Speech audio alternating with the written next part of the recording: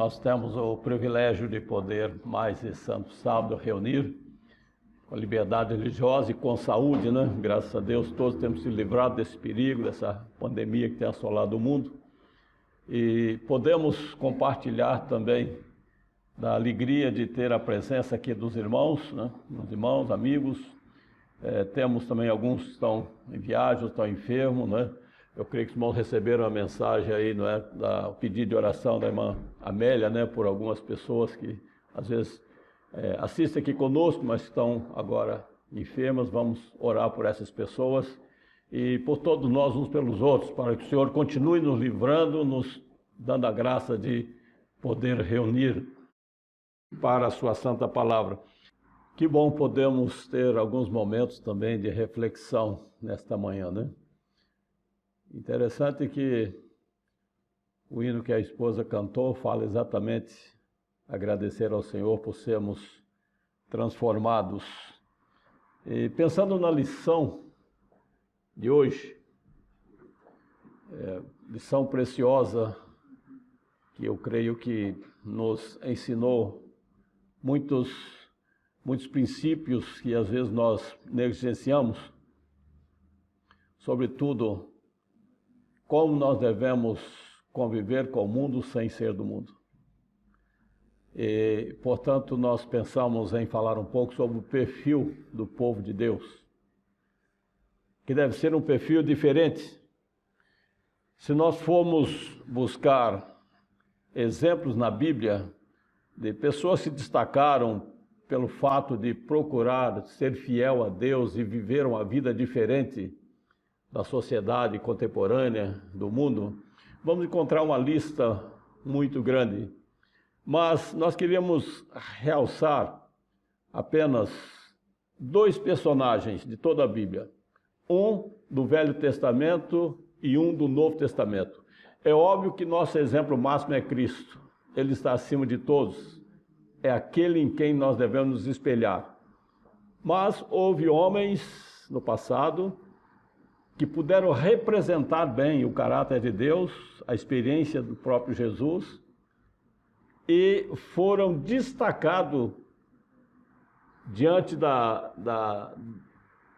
toda a Bíblia dos Escritos e mesmo também do Espírito de Profecia. Se nós entrarmos lá no Velho Testamento, no livro de Daniel, nós vamos encontrar que Daniel, ele se destacou entre todos. Daniel 6, versos 3 e 4. Gostaria que aqui o irmão Carlos lesse, por favor, que está aqui bem perto de mim, que vai com certeza captar a gravação. Então o mesmo Daniel sobrepujou a estes presidentes e príncipes, porque nele havia um espírito excelente, e o rei pensava constituí-lo sobre todo o reino. Então os presidentes e os príncipes procuravam achar ocasião contra Daniel a respeito do reino, mas não podiam achar ocasião ou culpa alguma, porque ele era fiel e não se achava nele nenhum erro nem culpa. Interessante, irmãos. É um depoimento muito claro, né? Diz que o perfil, o caráter de Daniel era excelente. E o rei, ao ver o perfil, o caráter daquele homem, decidiu colocá-lo como sendo um dos seus assessores, um dos seus primeiros ministros. E o que fizeram agora aqueles colegas ali de Daniel, invejosos? Aí foram buscar como comprometer Daniel de alguma forma diante do rei, mas encontraram? Disse que não encontraram em nada que pudesse acusar Daniel diante do rei. A vida dele era impoluta, uma vida fiel, honesta, sincera, em todos os princípios. E eles não acharam de que acusá-lo. E um pensamento que eu achei lindo da inspiração, está naquele livro Vitória ao Meu Alcance, página 147. A não ser o único modelo perfeito, que é Jesus, não há nas sagradas páginas a descrição de um só caráter mais digno de imitação do que o do profeta Daniel. Olha aí. Imagina, né? Dá uma inveja santa, né? Um homem natural, comum como todos nós, pecador, chegar a receber um depoimento desse da palavra de Deus. Não há um sequer, desculpe, um só caráter mais digno de imitação do que do profeta Daniel. Exposto na juventude a todas as seduções de uma corte real, tornou-se um homem de inflexível integridade e fervorosa devoção a Deus. Estava sujeito às ferozes tentações de Satanás, todavia seu caráter não foi vacilante, nem mutável o seu caminho. Foi firme onde muitos haveriam cedido, foi leal onde muitos seriam falsos, forte onde muitos seriam fracos. Daniel foi um altaneiro cedro do Líbano. E vem agora um apelo. Oxalá a fé, a integridade, a devoção do profeta Daniel vivesse no coração do povo de Deus em nossos dias. Nunca foram essas nobres qualidades mais necessárias no mundo do que agora.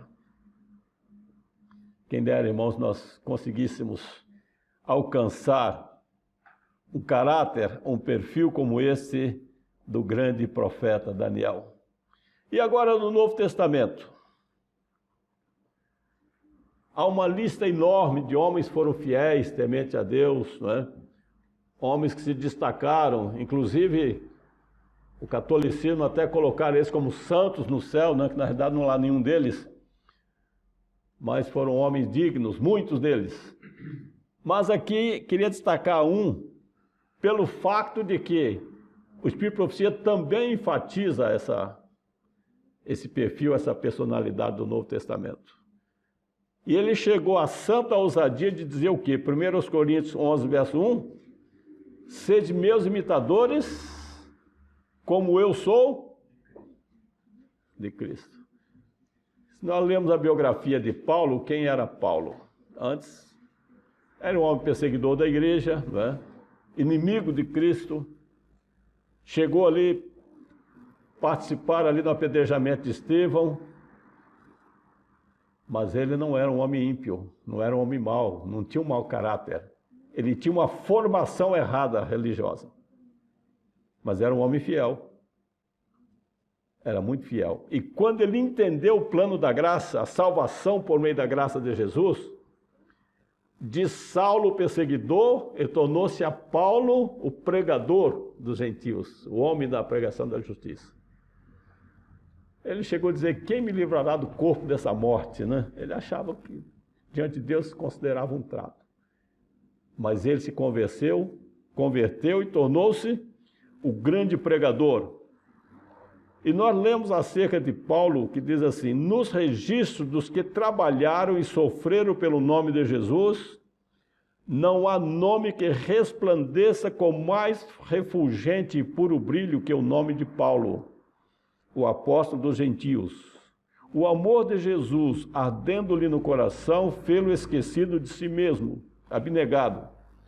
Ele vira o Cristo ressurreto e a imagem do Salvador estava-lhe impressa na alma e brilhava-lhe na vida, com fé, coragem, fortaleza, que não podia ser imitada pelo perigo, intimidada pelo perigo, nem detida por obstáculos. Ele avançou em seu caminho de terra em terra para disseminar o conhecimento da cruz.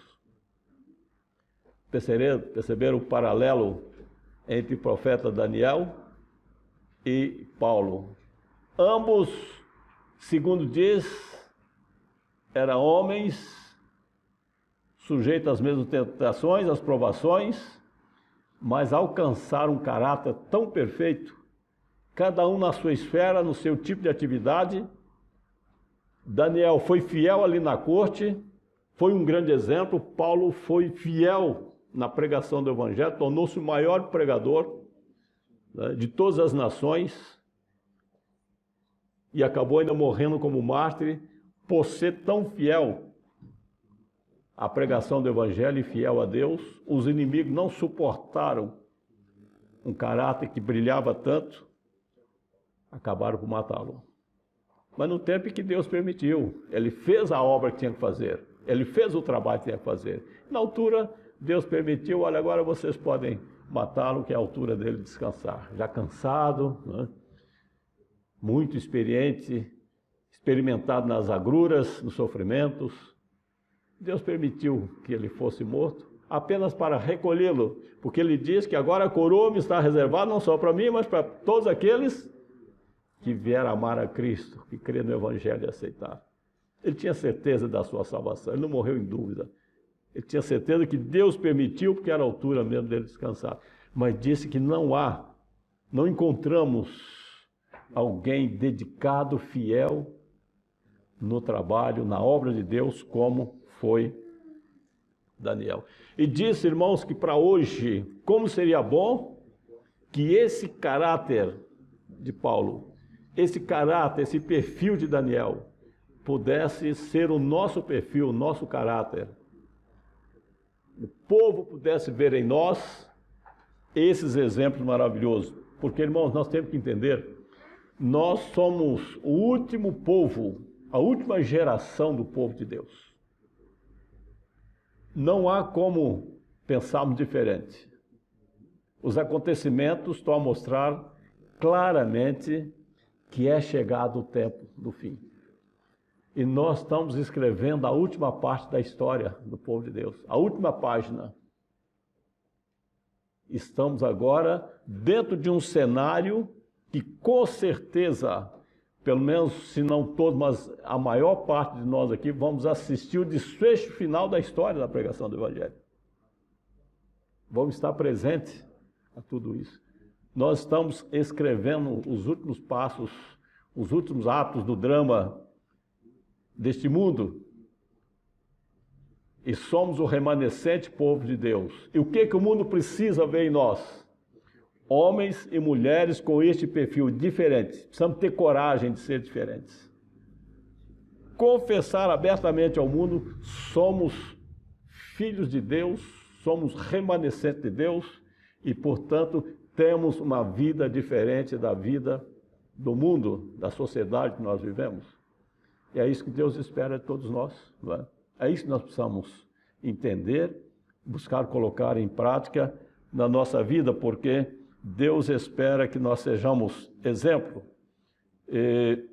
Outro conselho que Paulo deu, bastante oportuno, escrevendo a Timóteo, na primeira epístola, no capítulo 4, e o verso 12, ele disse: "Sê o exemplo dos fiéis." É um recado para mim e para si. Para aqueles que estão nos assistindo também, que irão ver depois essa exposição, ele diz: ser exemplo dos fiéis. Agora em quê? Ele diz: na palavra, no trato, no amor, no espírito, na fé e na pureza. Se conseguirmos alcançar essas virtudes aqui, palavra pura, fiel, honesto, nosso trato com as pessoas, um trato transparente, honesto, fiel aos princípios, no amor ao próximo, como a nós mesmos, no espírito, nos dominar o nosso espírito, não sentirmos enervados, irritados, descontentes, arrogantes, dominar o nosso espírito, na fé, demonstrar fé no momento em que for necessário. Não, eu creio nisto, eu sou fiel a Deus e não vou transigir para agradar A ou B, ou deixar de seguir ao meu Deus. E na pureza. Este aspecto, meus queridos, hoje em nossos dias, inclusive a lição mencionou, né? Questão da sensualidade, da impureza, hoje é um problema seríssimo que ameaça toda a igreja.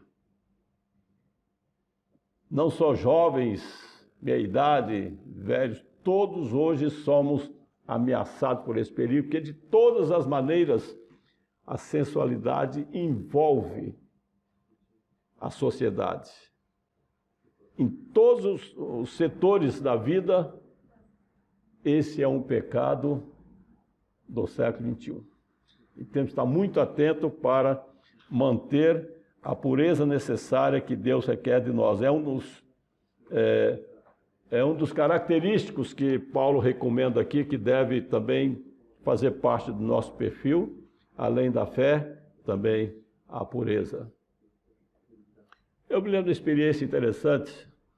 Um marinheiro fazia parte de uma equipe grande que viajava constantemente num navio de transporte, rodava para um país para outro.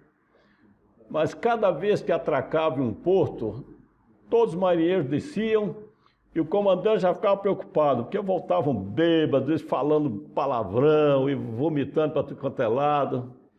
Mas havia um jovem entre eles que sempre voltava sóbrio, do jeito que foi, ele voltava. E o capitão, claro, tinha uma certa afeição maior com aquele jovem. E os outros sentiam inveja. Até que o fim de semana ele atracou numa cidade e eles saíram e disse, hoje fulano vai beber. Hoje ele vai beber. E foram, e está lá no bar, e encomendaram bastante bebida. Aí disse para o fulano, o Eduardo, hoje você vai beber. Ora, mas você sabe que eu não bebo, nunca bebi. Hoje você vai beber. Hoje ninguém vai voltar para o barco aí só bonitinho, que é o queridinho do comandante. Hoje você vai beber, nós vamos voltar todo bêbado para o barco. Ele ficou aflito. Eram vários colegas, são muito amigos, mas era um tipo de brincadeira, mas hoje você vai chegar bêbado também, pronto. E quando ele viu que eu estava falando sério mesmo, disse, olha, então, me deixa então contar para vocês por que eu não bebo. Disse, olha, meu pai era alcoólatra. Desde criança era um sofrimento, e era só eu, ele e minha mãe. E ele chegava bêbado e às vezes agredia minha mãe, gritava comigo, e olha, foi uma vida de sofrimento. E até que uma noite de inverno, havia muita neve. Isso aconteceu aqui num país da Europa, não lembro mais qual desses países aí. Havia muita neve. E meu pai não chegava até tarde. Aí minha mãe se preocupou, porque ele sempre bebia lá numa taberna e vinha para casa. Aí ela falou comigo, olha, vamos ver, quem sabe seu pai dormiu lá pela taberna, que ela sabia que a taberna já não estava aberta mais naquela hora. Aí saíram pelo caminho, tentando dominar. Aí acharam o pai caído, com a cara já para dentro da neve, estava morto. Estava morto. E aí foi aquela tristeza, apesar de ter lá seus problemas, mas quando o homem estava sóbrio, era um bom pai, responsável, carinhoso. Tal. Aí foi aquela tristeza tremenda. E ali ele diz, a minha mãe chorando, e ajoelhada perto do corpo do meu pai, ela disse para mim, Eduardo, eu quero que você me faça uma promessa, que você nunca vai pôr bebida alcoólica na sua boca. E aí no ambiente daquele, na situação daquela, né, ele jovenzinho ainda, para também aquela altura já como adolescente, aí ele fez a promessa, eu prometo minha mãe, porque ele também sentiu, né? Sentiu na alma o drama, ver o pai ali, coitado, enregelado ali, já o corpo enrijecido pelo gelo, pelo frio. Ele disse, eu prometo, nunca vou botar bebida alcoólica na minha boca. E pronto, minha mãe já morreu, mas eu fiz esse compromisso diante dela, diante de Deus, e é por isso que eu não bebo. Agora, se vocês quiserem me obrigar a beber, se deitar bebida para minha boca abaixo à força, vou ter como evitar, porque vocês são muito, sou pouco. Eu não vou lutar com vocês, mas olha, é por isso que eu não bebo. Sabe o que aconteceu? Naquele dia voltaram todos sóbrios para o barco. Ninguém bebeu. Aí o comandante, mas pera lá, qualquer coisa estranha, vem todo mundo conversando, rindo, e assim, andando normal, ninguém cambaleando para lá para cá. O capitão, mas qualquer coisa estranha. Eu nunca vi essa cena aí, pronto, será o que aconteceu? Aí pronto, subiram o barco e tal, e o comandante, mas pera lá, eles tinham muita liberdade, pera lá, o que aconteceu? Eu nunca vi essa cena, vocês saírem para para beber, para farrear, e agora volta todo só, parece que... Aí contaram a história para o capitão. Ele disse, olha, pois, está aí um bom exemplo, vocês não beberam hoje, por que não pega o exemplo, não beba mais? Você sabe o transtorno que é, a dificuldade, não é bom. E aí, eles ali fizeram o voto ali, diante do capitão. Vamos fazer um voto, pessoal, vamos aqui, nós todos aqui. Vamos fazer o voto, deram as mãos, nunca mais vão beber. Quer dizer, foi uma experiência bonita, não é? O que eu posso dizer? Seja o exemplo para os demais. Seja o exemplo para os demais. Então, o rapaz conseguiu, não é, ganhar a amizade e, quem sabe, depois aconteceu, talvez até se converteram, aceitaram, né, Jesus, foram salvos e pronto. Isso a história não conta porque é só o fato. Mas há um parágrafo interessante, primeiro testemunho para a igreja 117, não renuncie aos seus princípios e privilégios religiosos a fim de satisfazer os desejos de seus amigos e parentes não consagrados. Quando eu li isso aqui, olha, é isso que a gente precisa mesmo. É isso que nós precisamos. Você não tem que agradar aos amigos, renunciando aos princípios e privilégios religiosos. Então, você está em casa, chega lá a pessoa, está lá, pronto, é sábado, mas como tem uma visita, não vou à igreja. Sabe que você justifica? Tem uma pessoa hospedada na sua casa, cheia de sábado, vai tomar banho, vai cozinhar e tal. Ou às vezes você não faz uso de determinadas coisas porque é impróprio, mas para agradar os amigos ali, às vezes a pessoa às vezes tem vergonha, né, de dizer, olha, não, eu não uso, não vou usar. Então, isso é que Deus espera, nós seja exemplo para os demais. Não tem que abrir mão dos princípios para agradar amigos ou parentes não consagrados. Nós tivemos muita experiência na minha casa, né, eu e a esposa, porque nós tínhamos uma família grande, às vezes chegava a sogra, ou às vezes era minha mãe, ou às vezes era irmão, a gente orientava, olha, aqui nosso ritmo é assim.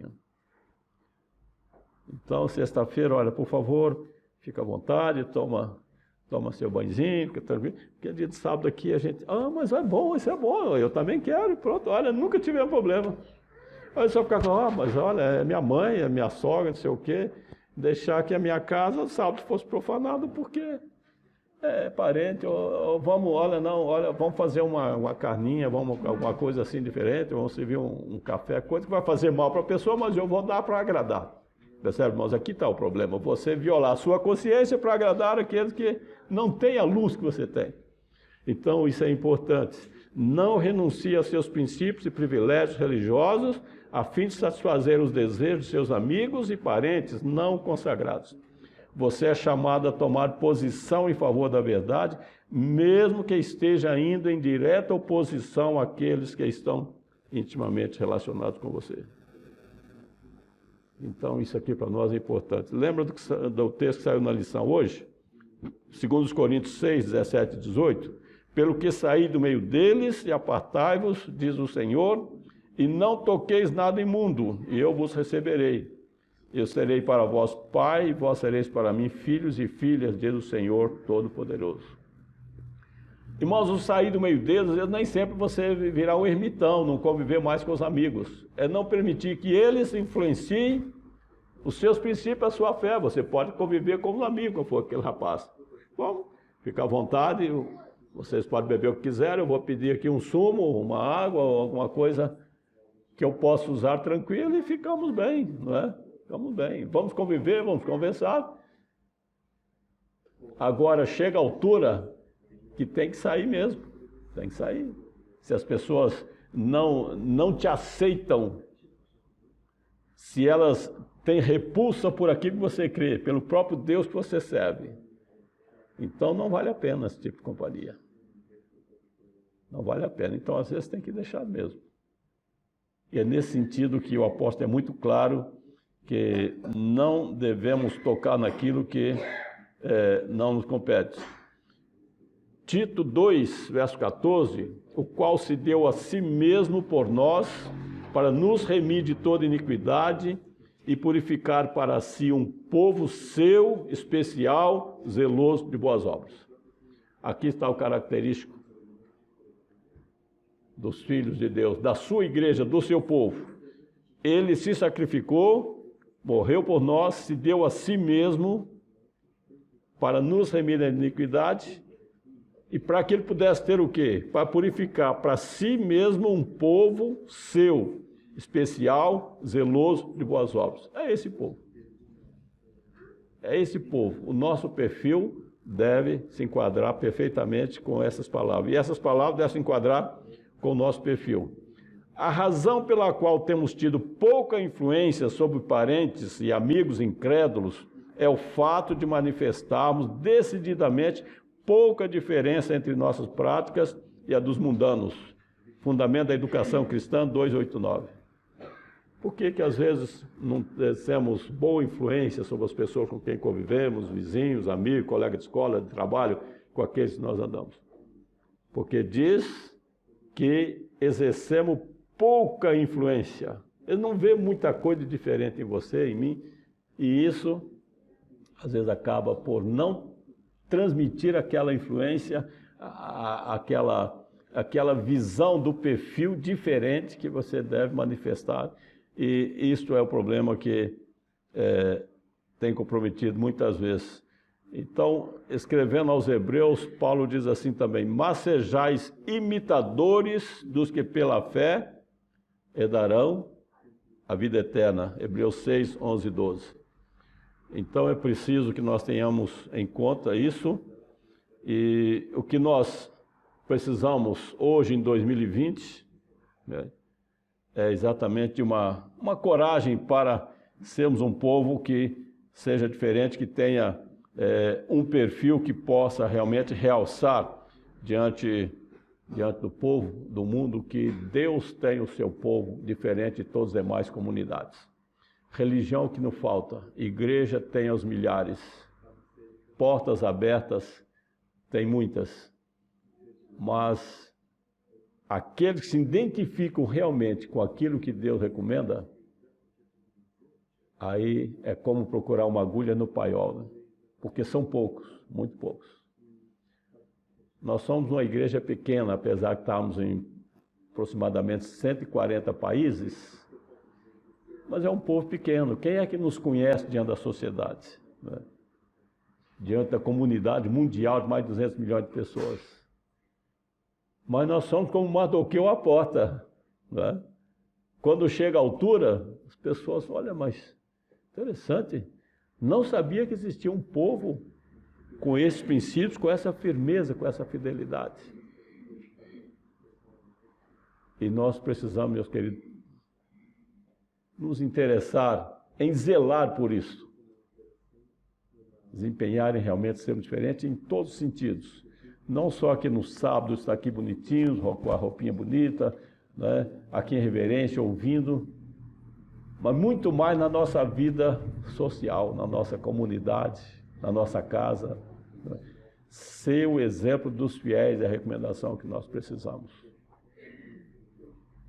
E nós precisamos nos destacar em 3 pontos principais: santificação do sábado, reforma de saúde e a indumentária. Nós temos 36 pontos do princípio de fé, mas os pontos que mais fazem com que nós manifestemos nossa fé diante do mundo é esses 3 pontos. Os outros são pontos doutrinários, são importantes, fala de coisas práticas, fala de dízimo, de oferta, de tantas outras coisas, do que se come em casa, mas as pessoas não percebem. Mas nesses 3 pontos, se você for fiel, não tem como esconder. A santificação do sábado como deve ser, porque vai chegar a situação em que você tem que confessar: olha, não posso, não dá, não vou, por causa da minha fé. Porque o sábado é do pôr do sol da sexta-feira ao pôr do sol do sábado. E eu não posso me comprometer com nada disso. E temos que dar testemunho. Poderíamos ler vários textos, mas o tempo não nos permite, mas devemos ser fiel, impressionar as pessoas com essa fidelidade. E depois na alimentação também, como já disse, você não pode ser reformista só no sábado, só quando está perto dos irmãos ou na presença do pastor. Deve ser fiel em todos os dias, em todos os momentos, em todos os sítios onde estiver, nas festas, não é? Nos encontros, manter a sua fidelidade no princípio da temperança, porque é um exemplo. Quantas pessoas, olha que coisa, eu não sabia disso, eu quero aprender. Quantas vezes já ouvimos isso, né? Eu quero aprender também, isso é muito bom. Eu fico admirado, não é? Fico admirado, que bom, eu quero aprender também sobre esses princípios aí. Receitas, né? Como fazer essas coisas boas, como cuidar da saúde como vocês cuidam. É isso que nós precisamos ouvir. Não a gente está abrindo exceção para agradar ao B, como já lemos, para não confessarmos, olha, eu não uso porque me faz mal, e portanto me desculpa, agradeço, não vou usar. Me faz mal a saúde, como faz para você também, mas pronto, eu conheço, mas como você não conhece, respeito, pode usar. As pessoas ficam impressionadas, às vezes querem saber. Ah, por quê? Então eu quero saber disso. E o outro ponto é a indumentária. É o cartão de visita. A nossa roupa é o cartão postal da igreja. Infelizmente, estamos entrando numa situação muito complicada. A moda está a invadir a igreja, temos procurado orientar, falar, mas a igreja está correndo o risco de perder a sua identidade. Porque a nossa indumentária diante do mundo identifica muito se nós somos de Deus, da verdade, ou não temos a luz. Podemos não ser de Satanás, mas não temos a luz da verdade que nos ensina como nos trajar, tanto diante do mundo como diante de Deus. Esse ponto também é muito importante. E devemos primar por ser exemplo para os demais também nisso. As pessoas olham, essa senhora sabe o que quer, não é? Porque, pleno verão, não é? Essa moça, nossa, uma moça linda, olha o vestuário dela. Ela sabe o que quer, porque um tempo desse, um verão, uma roupa bonita, não é? Mas uma roupa decente, uma roupa pudorosa, isso causa admiração, causa respeito. As pessoas olham com respeito para essa pessoa, ela sabe. Porque deve ser uma roupa bonita também, não é? Eu já disse, não pode assim pegar um saco, abrir 3 buracos e ficar na cabeça, não. A pessoa tem que mostrar que tem bom gosto. As irmãs têm bom gosto. Eu vejo que nossas irmãs vestem bem, isso é muito bom. Eu fico muito contente, eu sempre oriento, olha, cuidado, faça roupa boa, bonita, que representa bem. A pessoa tem que olhar para as pessoas, sabe como vestir. Porque isso tem também um efeito muito grande. Mas, infelizmente, a moda, de alguma forma, vai entrando por aqui e por lá. E muitas irmãs estão perdendo essa identidade tão importante, tão linda, que identifica também o povo de Deus. E desde o princípio, a pessoa diz, isso não existe, é invenção. Desde o princípio, irmão, lembra do cordão azul. Há um tempo estudamos na lição. No tempo de Israel, a roupa é quase tudo igual. Todo mundo tinha igual. Mas o que Deus recomendou às mulheres que colocassem nas roupas para identificar que era filha de Deus, que era um israelita fiel? Um cordão azul. Era um cordão azul nas bordas do vestuário. Você olhava, olha, aqui é uma mulher israelita. Porque ela usa a roupa com o cordão azul. O cordão azul hoje é a forma que nós temos as instruções de como vestir. Comprimento, a maneira de fazer a roupa decente, a roupa que compõe bem, que não demonstra as formas do corpo, que não provoca excitação, não provoca a sensualidade, como nós temos estudado. Mas é uma roupa bonita, bem composta, né? Então, irmãos, são princípios simples. Deus não quer nenhum sacrifício. Ele não quer nenhum sacrifício, apenas que você faça o melhor por sua saúde, por seu bem-estar e também de uma forma que possa representar bem o Evangelho de Cristo, né? Irmãos, que Ele nos ajude a termos essa noção e possamos buscar aquilo que está escrito sobre essas orientações, porque hoje vivemos numa época em que precisamos, diante de Deus, dar o nosso testemunho. E, como diz o apóstolo Paulo, que nós queríamos relembrar essas palavras: sede meus imitadores, como eu sou de Cristo. Paulo se viu apenas de um modelo de exemplo para mostrar, para conduzir a Cristo. Ele mesmo disse: ser meu imitador como sou de Cristo. Portanto, olhar para Cristo, nosso modelo perfeito, em todos os exemplos, e buscar o que Cristo quer de mim hoje, o que a igreja foi orientada a ensinar. A igreja não exige nada. O movimento de reforma não exige nada, não proíbe comer carne, não proíbe trabalhar dia de sábado, não proíbe vestir do jeito que é. Não, a igreja não proíbe nada, a igreja ensina. Ela cumpre o evangelho e de ensinar a todos, não é? Ela ensina.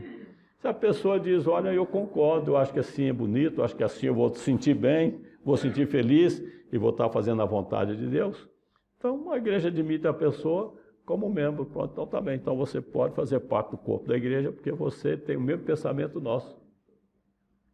É só isso, é tão simples como isso. Mas nós precisamos sentir no coração o desejo: não, eu quero fazer a vontade de Deus. E fazer a pergunta daqueles jovens: Senhor, que bem farei para ser salvo? Se nós fazemos essa pergunta, Deus vai responder através da sua palavra, nós vamos estar em paz conosco, em paz com os outros, e vamos ser um exemplo para os demais, né? Deus dê sua graça para isto. Amém.